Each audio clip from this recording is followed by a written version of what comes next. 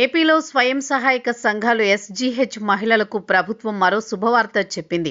డ్వాక్రా సంఘాల ద్వారా ప్రభుత్వం నుంచి సాయం పొందుతోన్న మహిళలకు మరింత లబ్ధి కలిగే విధంగా పలు కీలక నిర్ణయాలు తీసుకుంది.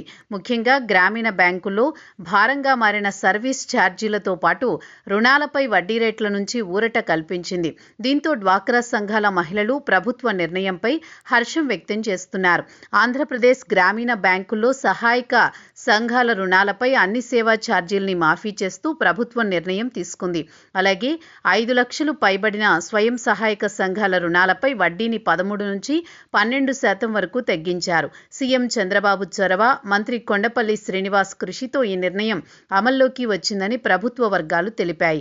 దీంతో గ్రామీణ బ్యాంకుల్లో ఇకపై రుణాలు మరింత సులభతరం కానున్నాయి. ప్రభుత్వం గ్రామీణ బ్యాంకుల్లో రద్దు చేసిన వాటిలో రుణాలపై processing fee, documentation, inspection, passbook, ledger cash handling వంటి ఛార్జీలు ఉన్నాయి. వీటి ద్వారా ప్రతి స్వయం సహాయక సంఘానికి ఏడాదికి 25,000 వరకు లబ్ధి కలుగుతుందని అంచనా వేస్తున్నారు. అలాగే గ్రామీణ బ్యాంకుల్లోని సుమారు 2.75 లక్షల మహిళా సంఘాలకు భారీ ప్రయోజనం కలుగుతుందని అంచనా. అప్పటికే డ్వాక్రా సంఘాల్ని బలోపేతం చేయడంతో పాటు ఉత్పత్తులకు అంతర్జాతీయంగా మార్కెటింగ్ కల్పించేందుకు ప్రభుత్వం తీవ్ర ప్రయత్నాలు చేస్తోంది.